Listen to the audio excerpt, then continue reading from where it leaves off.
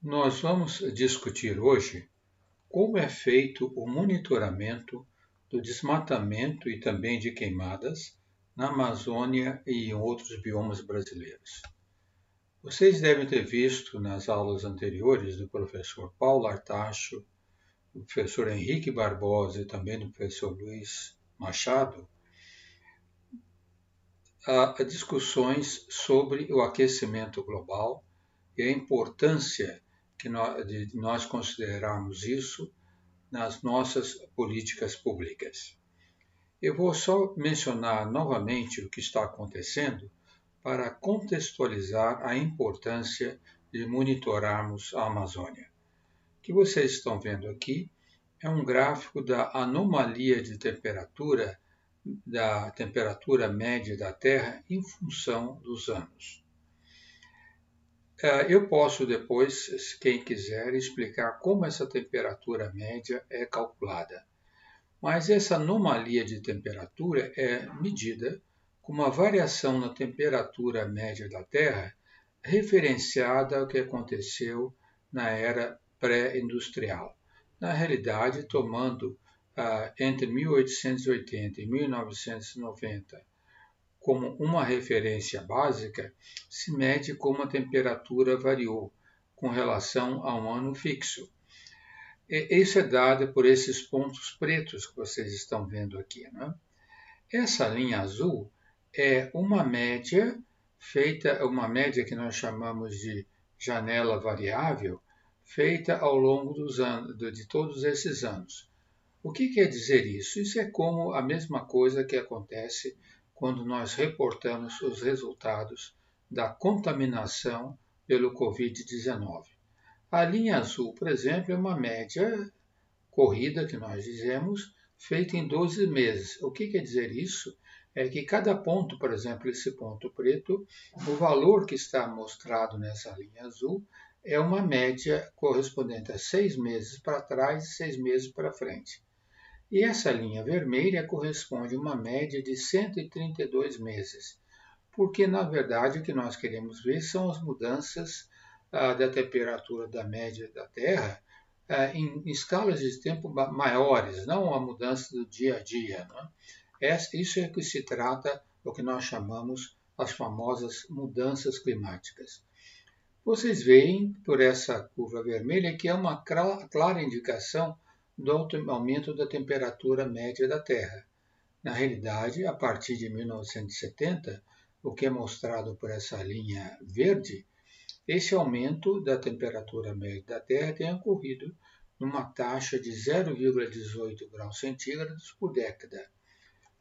Associado a esse aumento, não estou mostrando aqui, mas vocês devem ter visto, tem um aumento grande também da concentração de gás carbônico na atmosfera, né? O principal gás de efeito estufa de longa duração na atmosfera. Esse aumento tem sido de cerca de 260 partes por milhão na época pré-industrial, para o que nós atingimos já no ano passado, quase 420 partes por milhão na densidade de CO2 na atmosfera. Esse aumento da temperatura média que vocês estão observando por essa linha verde não é possível de ser explicado por efeitos naturais, como variações na órbita da Terra, porque esses efeitos naturais ocorrem em escala de tempo da ordem de 25 mil anos pelo menos. Nós estamos vendo uma variação na ordem de uma escala de tempo da ordem de décadas. Se nós acreditamos, então, que esse aquecimento global é provocado por efeitos antrópicos, né, principalmente pela emissão de gases do efeito estufa devido a atividades humanas, as ferramentas que nós temos para controlar esse aumento de temperatura é diminuir a concentração de gás carbônico. Como? Primeiro, diminuindo substancialmente o uso de combustíveis fósseis, e a outra ferramenta muito importante que temos é o sequestro de carbono. Metade do gás carbônico que é lançado na atmosfera é absorvida pelos oceanos e pelas florestas. As árvores das florestas, por exemplo, as florestas tropicais, como essa fotografia da Amazônia, tem da ordem de 60% de sua massa feita de carbono. Então é muito importante que nós preservemos as nossas florestas e, mais ainda, que nós tenhamos um plano de reflorestamento para aumento das florestas e a diminuição de gases do efeito estufa.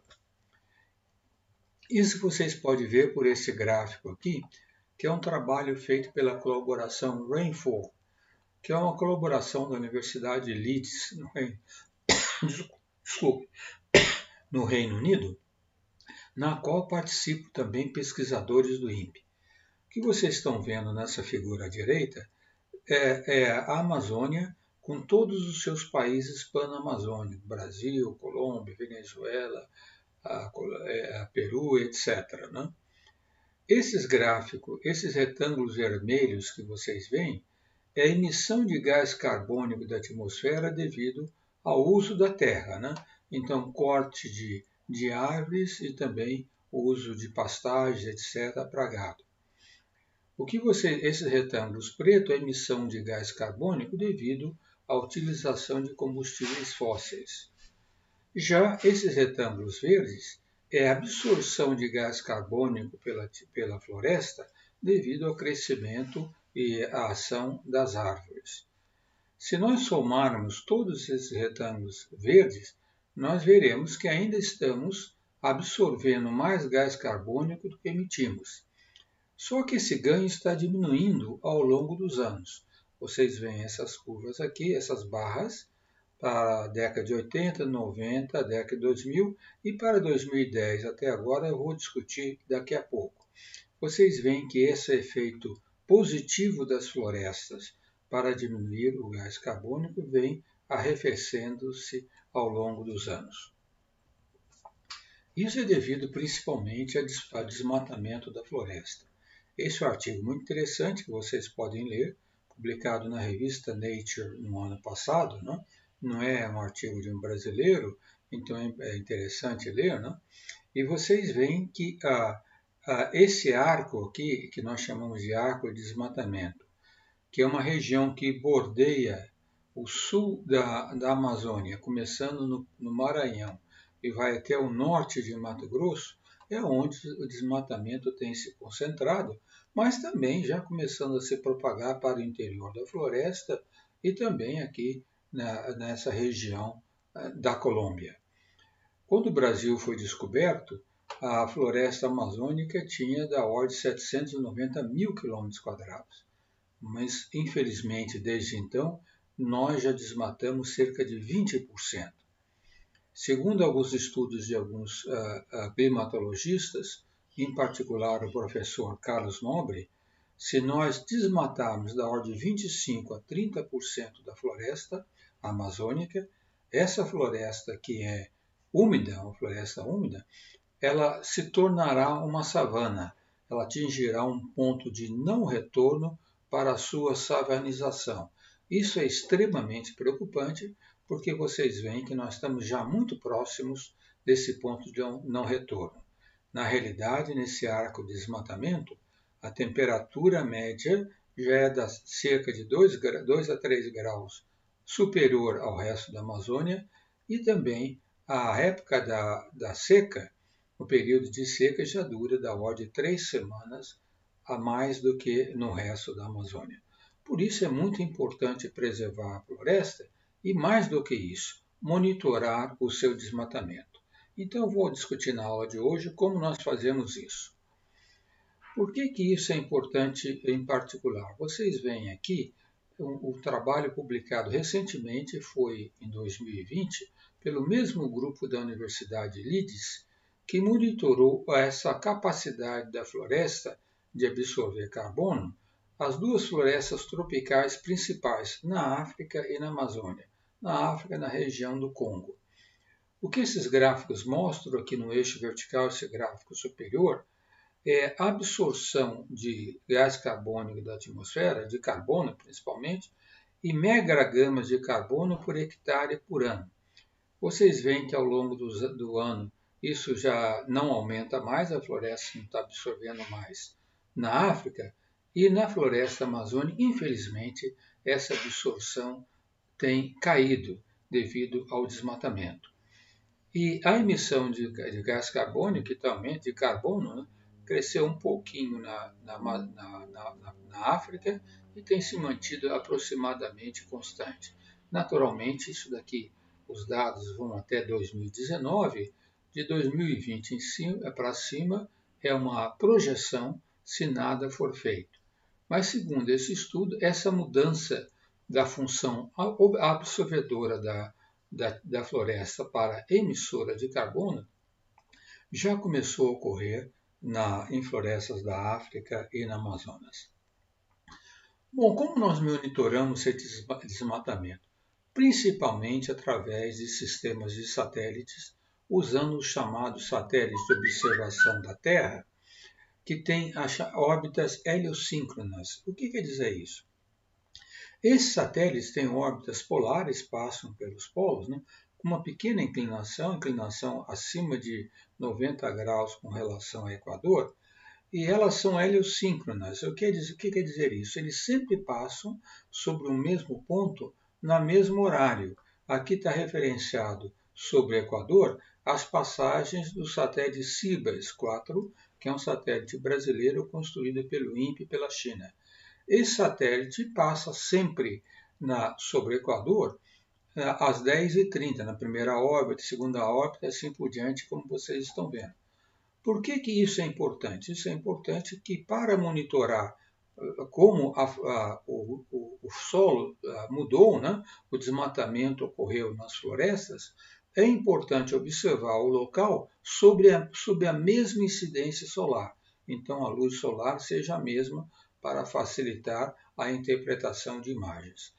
O satélite Ciba 4, então, passa sempre às 10h30 sobre o Equador e tem uma inclinação de órbita com relação ao Equador acima de 90 graus, 98,5, mas eu vou falar sobre isso um pouco mais a seguir. Esses são os dois satélites de sensoriamento remoto mais recentes construídos pelo INPE. O satélite Cibers 4A, que é dentro do programa de colaboração Brasil-China Desenvolvimento de Satélites, ele foi lançado em dezembro de 2019, um satélite robusto, quase 2 toneladas, que está em órbita atualmente junto com o satélite Cibers 4. E esse é o satélite Amazônia 1, que foi lançado este ano, em março deste ano. Muito importante porque é um satélite totalmente construído pelo Brasil, desenvolvido e projetado no INPE e construído usando os laboratórios do INPE e também empresas nacionais, né? Esse satélite é muito importante porque ele está em voo agora e ele então vai ter uma comprovação em órbita do que foi desenvolvido no INPE, chamado satélite multimissão. O que quer dizer isso? Esse satélite de observação da Terra sempre tem duas partes principais. Essa parte de baixo aqui, que é o chamado módulo de serviço, onde estão colocadas as fontes dos satélites, as rodas inerciais para estabilidade e controle da posição, e outros sistema de transmissão de sinais e assim por diante, né? E essa parte superior, né, é a parte onde fica localizada a carga útil, que são antenas, câmaras de observação da Terra e assim por diante. Pois bem, o INPE desenvolveu essa parte de baixo, o que é chamada plataforma multimissão, que é uma plataforma que pode ser usada, a mesma plataforma, para diferentes módulos de carga útil. Então, a comprovação desse projeto do INPE em órbita tem um aspecto muito importante, embora esse satélite tenha sido lançado com só uma câmara de observação da Terra. Aqui vocês podem ver o famoso laboratório de integração e teste do INPE, um laboratório de qualidade internacional, onde os satélites são montados e testados. Vocês estão vendo o satélite Cibers 4A nesse laboratório, né? Aqui no fundo, por exemplo, vocês veem uma câmara enorme, que é uma câmara de vácuo, né? Onde os satélites são testados com variação de temperatura. É uma câmara de vácuo onde tem sistemas aquecedores em volta do satélite. Então, a operação do satélite pode ser testada de cerca de menos 100 graus centígrados a quase 120 graus centígrados em condições do espaço, para ver como seus sistemas eletrônicos se comportam com variação de incidência solar sobre o satélite. Aqui vocês estão vendo, como eu já mostrei, o satélite Amazônia 1 numa câmara anecoica eletromagnética, que é uma câmara que não tem reflexão de ondas eletromagnéticas na parede. Então nós podemos testar como vários sistemas do satélite respondem a interferências eletromagnéticas específicas. Isso é muito importante no teste do satélite, né? Vocês estão vendo aqui outra câmara impressionante desse laboratório, que é uma câmara de ruído de som. Aqui no topo da câmara tem tubeiras que injetam nitrogênio a altíssima pressão e velocidade, provocando, quando a tampa enorme dessa câmara é fechada, um ruído que simula o ruído que o satélite tem, ruído então sônico, quando o satélite tem, quando o foguete é lançado. Esse ruído pode atingir o nível de dB da ordem de praticamente 5 Boeings subindo em voo. Isso é importantíssimo para ver se os sistemas eletrônicos do satélite resistem à fase de seu lançamento. Aqui está o satélite Amazônia 1 sendo montado no LEED. Bom, os satélites Cibers 4 e Cibers 4A são satélites feitos dentro da colaboração Brasil-China de desenvolvimento de satélites, em que metade do satélite é feito pelo Brasil, metade do satélite é feito pela China. Vocês estão vendo que os satélites Cibers, da linha Cibers, tem só um painel solar. Esse painel solar, em particular, é feito por uma empresa brasileira, Orbital de São José dos Campos, que é um spin-up de pesquisadores do INPE, que saiu do INPE, com apoio da FAPESP através do projeto PIP. Então vocês têm aqui os dados desse satélite, a altitude, vocês veem que o satélite Cibers 4A voa uma órbita um pouco mais baixo, a inclinação da órbita com relação ao Equador, ambos passam pelo Equador na mesma hora, né? E esse daqui é o chamado tempo de revisita, quer dizer, quantos dias demora para o satélite passar em cima do mesmo local na Terra. Aqui está uma ilustração do satélite Cibers 4A e seus componentes, o que é feito pela China e o que é feito pelo Brasil. E é uma divisão da ordem de 50% de várias partes do satélite feitas pelo Brasil e outras feitas pela China. Então, um desenvolvimento realmente que é a grande participação tecnológica do Brasil. Vou discorrer um pouco agora sobre as câmaras utilizadas no satélite Cibers 4A. Essas câmaras MUX, Multispectral Camera, são câmaras desenvolvidas no Brasil, por empresa de São Carlos. Vocês notam que essas são as bandas espectrais dessas câmaras que utiliza essa câmara. E é importante mencionar que essas câmaras têm calibração radiométrica absoluta. Eu já vou dizer como isso é feito e comparar com outros satélites disponíveis no mercado. Essas câmeras têm uma resolução de 16 metros e têm uma largura de varredura, esse swath, width, é a largura da faixa que essas câmeras veem quando o satélite passa sobre a Terra. Essa outra câmera, também construída no Brasil, chamada câmera Wide Field Image, é uma câmera que tem uma faixa de varredura muito maior, embora uma resolução menor. Mas essa câmera é muito importante para fazer os sistemas de alerta de desmatamento e de degradação da floresta amazônica. Aqui estão algumas fotos de partes dessas câmaras. Aqui está a câmara MUX, né, e suas diferentes partes que a compõem, para ver que são câmaras razoavelmente grandes. Não é a câmera de um celular para ter resultados, sinais de boa qualidade. Aqui as câmaras, a câmera Wi-Fi também, as suas diferentes partes, para vocês terem uma ideia como é complexo o que é feito para ser colocado no satélite. Aqui eu estou usando uns dados dos chineses, de um centro de pesquisa chinês chamado CRESDA, que foi importantíssimo para a calibração dessas câmaras. Porque vocês devem ter ouvido iniciativas do governo, em particular do ministro do Meio Ambiente, querendo substituir os dados do INPE, os sistemas do INPE, por sistemas de uma empresa americana chamada Planet, que é uma empresa de altíssimo nível, na verdade, que tem uma constelação de nanosatélites. São satélites que têm o tamanho de uma caixa de sapato, mas têm da ordem de 300 ou mais nanosatélites, que fornecem imagens da Terra com boa resolução de 3 por 3 metros. Né? Só que o que eles não falam é que essas câmaras que são utilizadas nesses satélites da empresa Planet, que são câmaras como câmaras de celulares, de forma nenhuma tem a calibração radiométrica que tem as câmaras dos sistemas dos satélites Cibers do INPE, né? Que são calibradas absolutamente.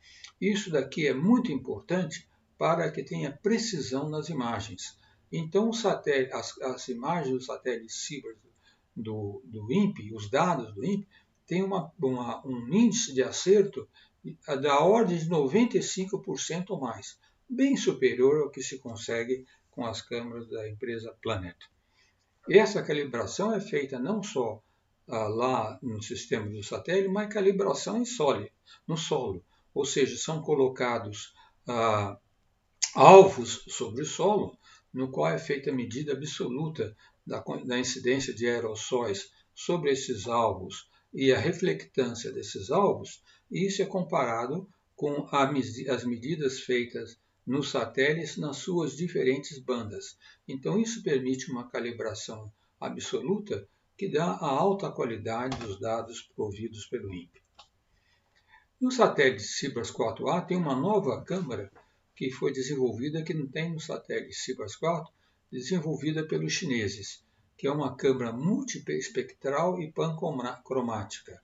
Além das 4 faixas que tem no satélite Cibers 4, tem uma outra faixa pancromática de 0,45 a 0,90 micrômetros. Né? Essa câmera tem uma faixa de varredura de 92 km.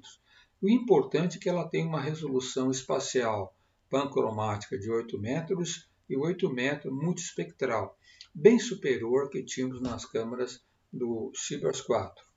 Para mostrar a qualidade dessa câmera, o que vocês estão vendo aqui são imagens de um desastre de derramamento de óleo, de petróleo, né, que ocorreu nas Ilhas Maurícios em agosto de 2020. Existe um acordo internacional, um sistema internacional, que sempre quando tem um acidente desse tipo ou qualquer outra ocorrência preocupante, todos os países participantes fornecem imagens de seus satélites disponíveis para analisar o que ocorreu. E aqui está, nesse caso, foram muito utilizadas as imagens do satélite Cibers 4A com essa nova câmera que tem resolução alta, então vocês podem ver perfeitamente detalhes da mancha de óleo espalhada sobre o oceano. Esse programa de colaboração Brasil-China é muito importante, começou em 1988, então em 2018 nós comemoramos 30 anos de existência do programa.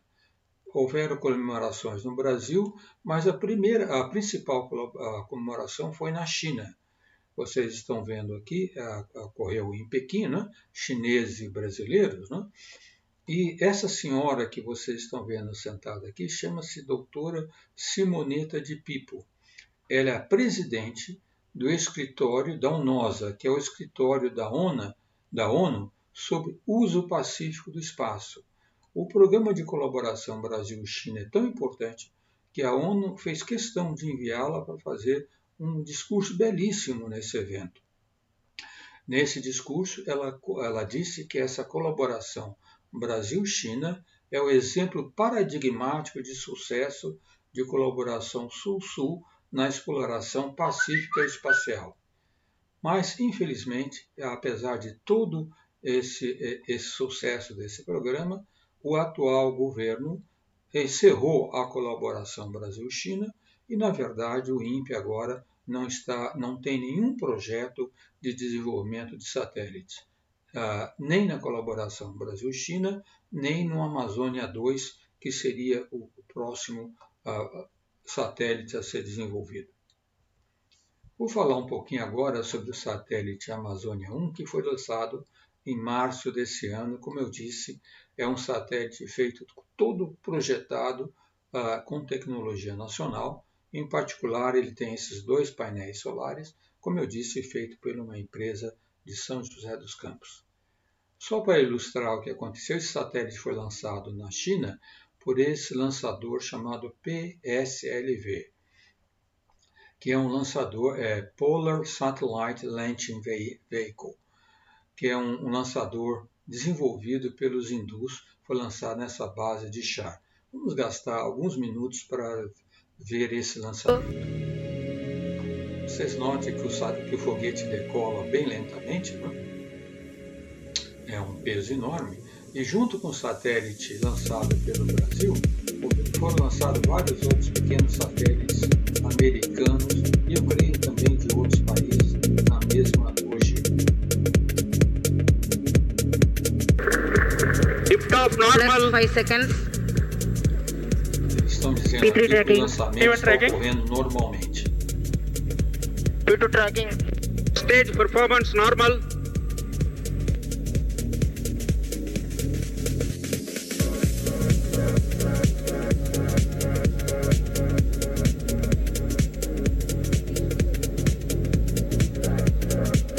F1 separated.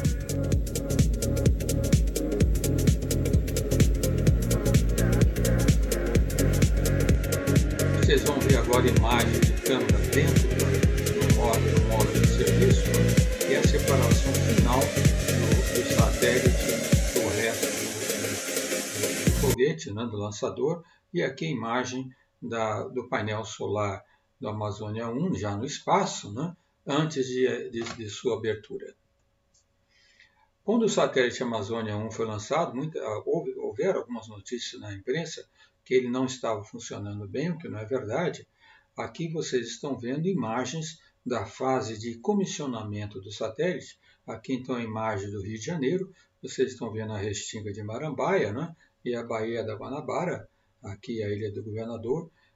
E essa câmera de grande abertura desse satélite não tem uma resolução muito boa, mas vocês notem que para observar o que está ocorrendo em escala grande é perfeitamente satisfatório.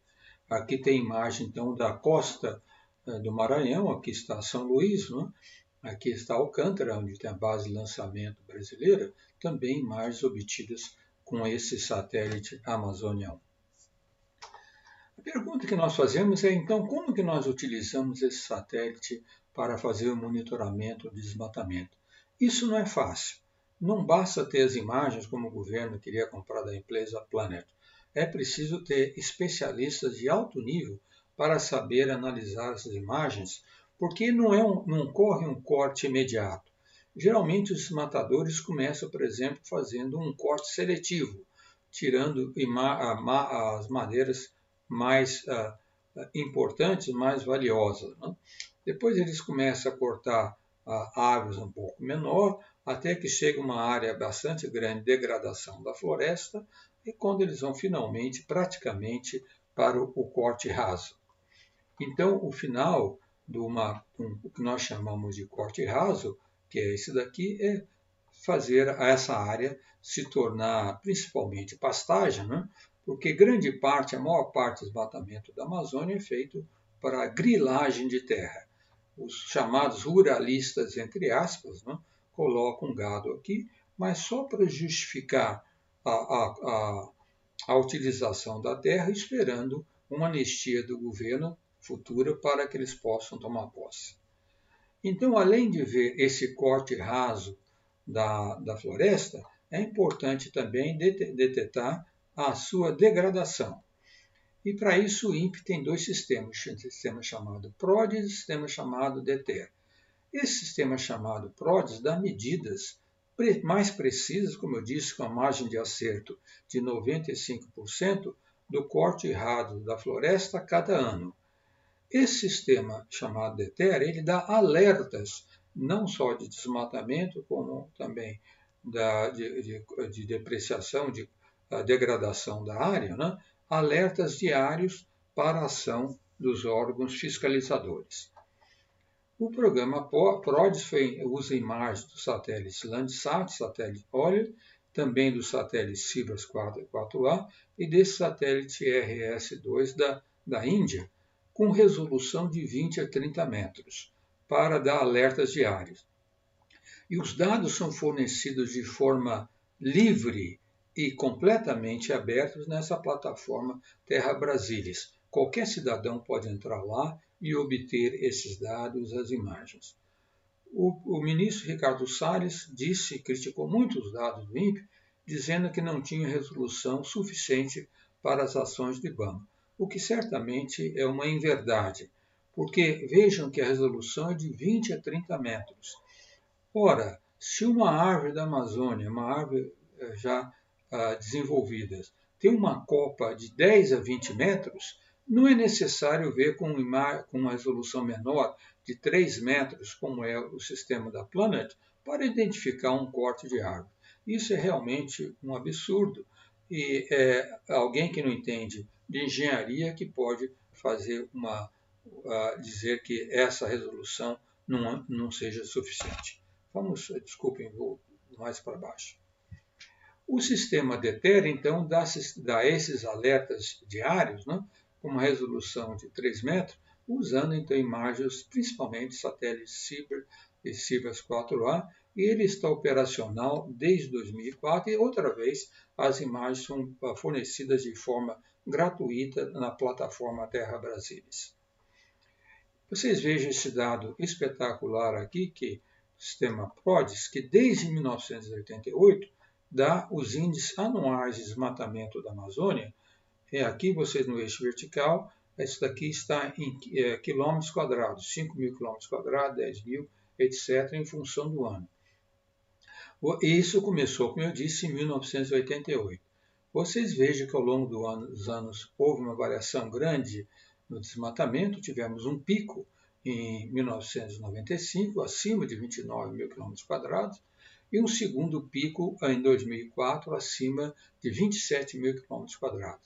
Foi nesse segundo pico que a ministra Marina Silva, que era ministra do Meio Ambiente então, solicitou ao INPE desenvolver esse sistema DETER, com o argumento que não bastaria ter a taxa anual de desmatamento, porque o desmatamento já ocorreu.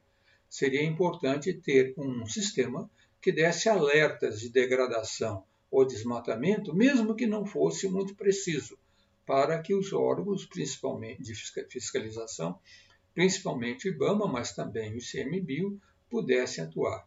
Esse sistema foi desenvolvido e utilizando esse sistema, ela e os ministros que a seguiram, atuando de forma contundente, aplicando multas e fiscalização, conseguiram reduzir o desmatamento mais de 80% para pouco mais de 4.000 km² em 2012.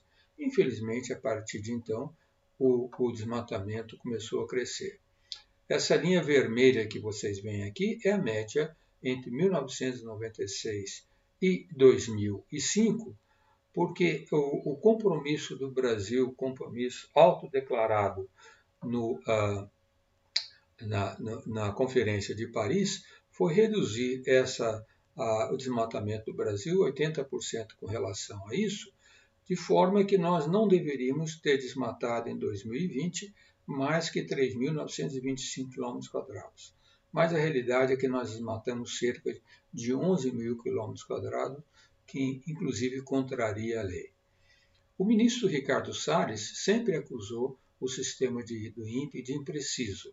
Para mostrar como isso não é real, eu estou mostrando para vocês uma citação de um artigo publicado na Environment Research Letters em 2015, de professores de Harvard e da NASA.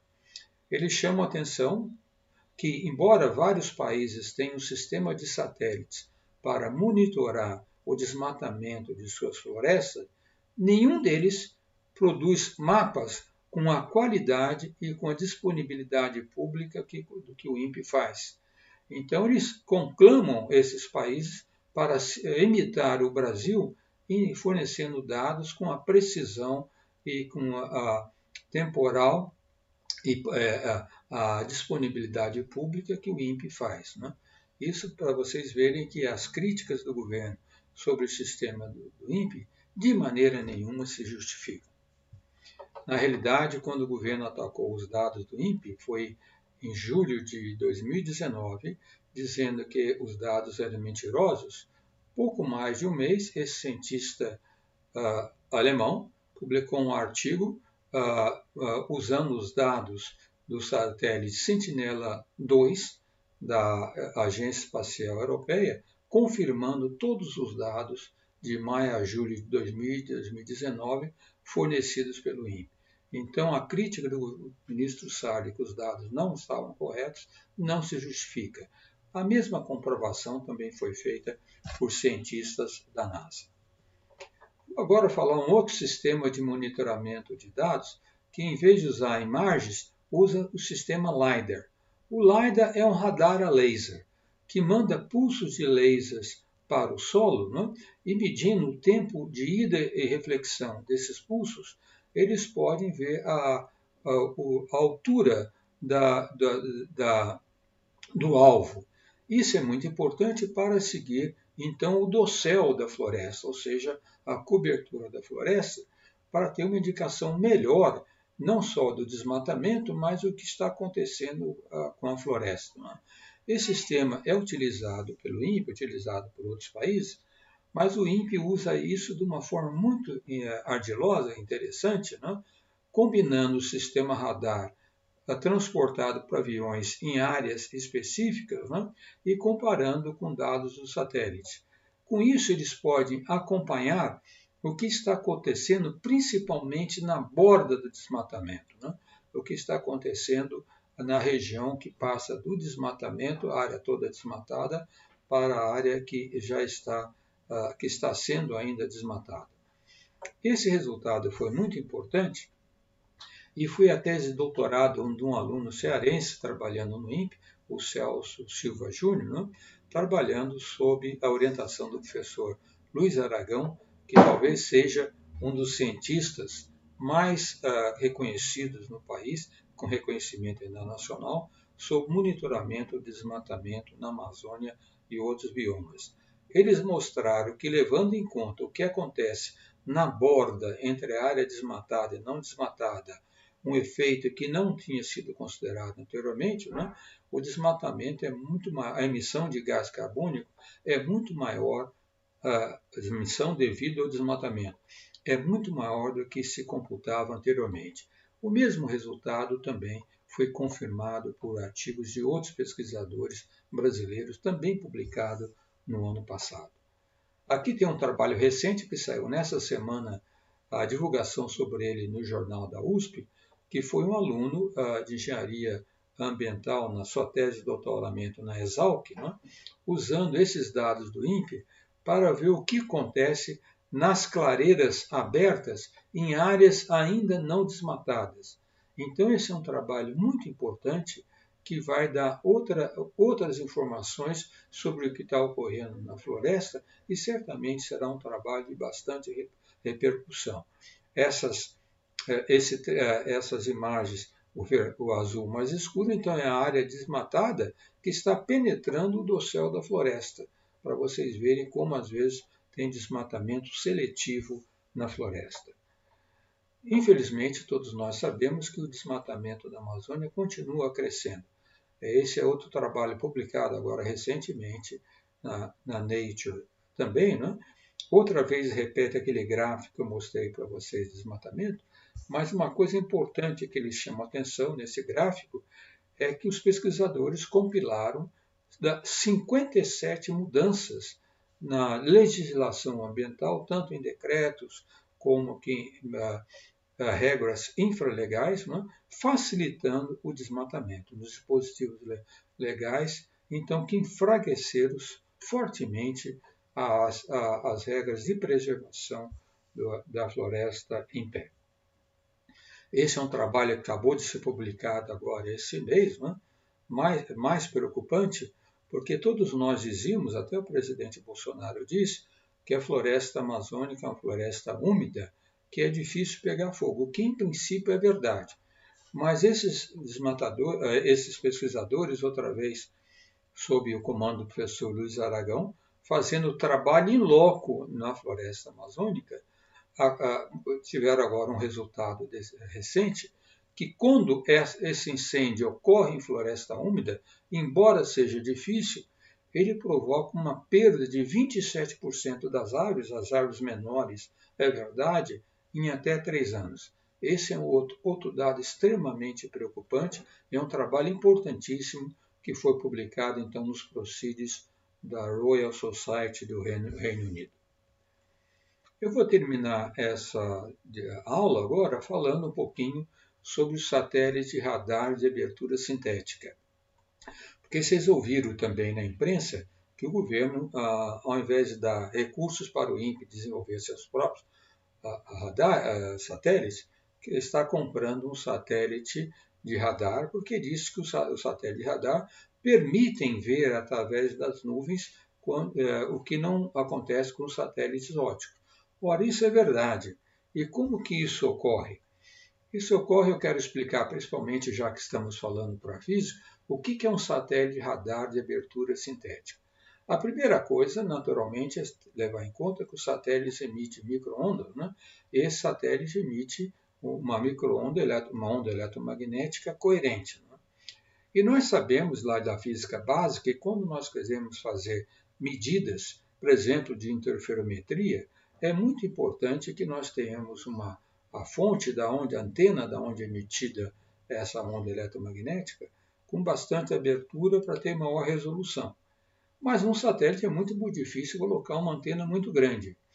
Então o efeito de uma antena grande é emulado da seguinte forma. Se desenvolve satélites que têm uma órbita, uma translação em sua órbita muito bem estabilizada. E se vão lançando pulsos de satélite e recebendo esses pulsos, não? Levando em conta também, em detalhe, a trajetória do satélite. E se toma esses sinais refletidos pelo alvo como se fosse, levando em conta agora o tempo que foi emitido e a trajetória, como se fosse emitido por uma antena que tivesse toda essa abertura. Por isso que é chamada uma abertura sintética. E isso aumenta muito a resolução do satélite.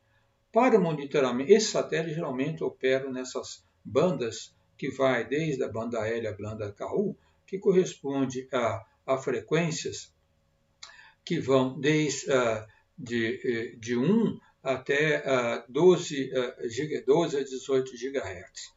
Para monitoramento da Amazônia, para detectar árvores grandes, a principal banda seria a banda L, que opera aqui nessa faixa de 1 a 2 GHz. Né? Mas os militares estão comprando satélite na banda X, que ele pode também monitorar a floresta, mas que não é tão precisa como seria se fosse operado na banda L. O mais importante é que o INPE sabe disso. E o INPE tem utilizado sempre satélite de radar usando os dados do satélite Sentinela da Agência Espacial Europeia, que são fornecidos gratuitamente.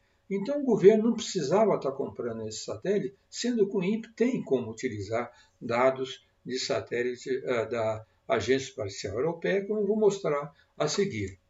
Esse foi um trabalho muito bem feito pelos pesquisadores do INPE, que na verdade são os melhores especialistas no Brasil na utilização de dados de satélite de radar, principalmente o professor Valdir Paradella, que infelizmente há poucos meses nos deixou. Né?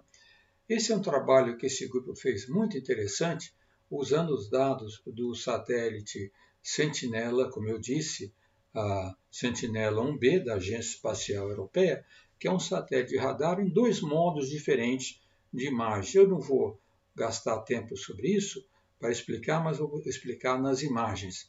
Eles usaram esses dados para ver o que ocorreu com Brumadinho.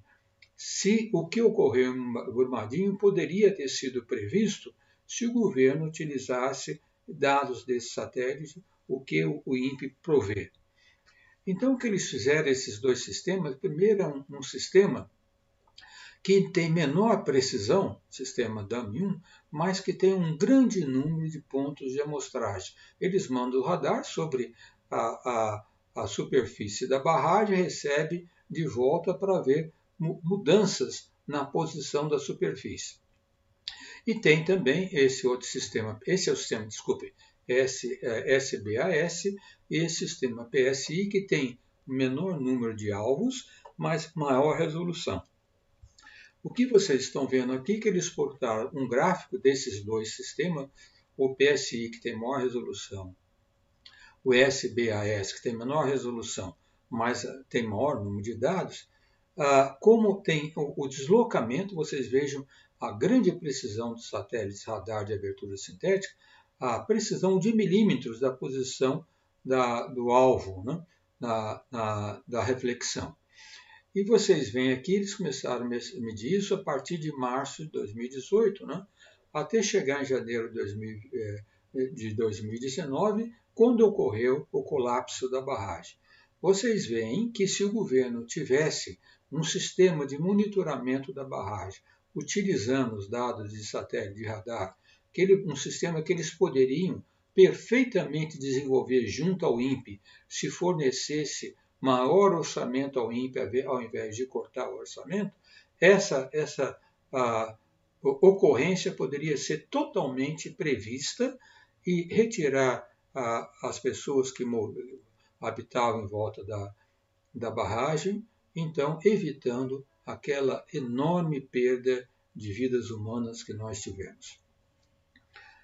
Bom, eu termino então com essa mensagem, com essa foto muito bonita que eu gosto de Caraguatatuba, né, da Serra do Mar em Caraguatatuba, lembrando que o Brasil dispõe de conhecimento suficiente, de tecnologia suficiente de fronteira para implantar uma economia sustentável, preservando o meio ambiente. Mas, infelizmente, a mentalidade dos nossos políticos não leva a isso. Então, nós precisamos combater essa mentalidade negacionista da maioria dos nossos políticos e ter isso em conta, principalmente nas eleições do ano que vem. Muito obrigado a todos pela atenção.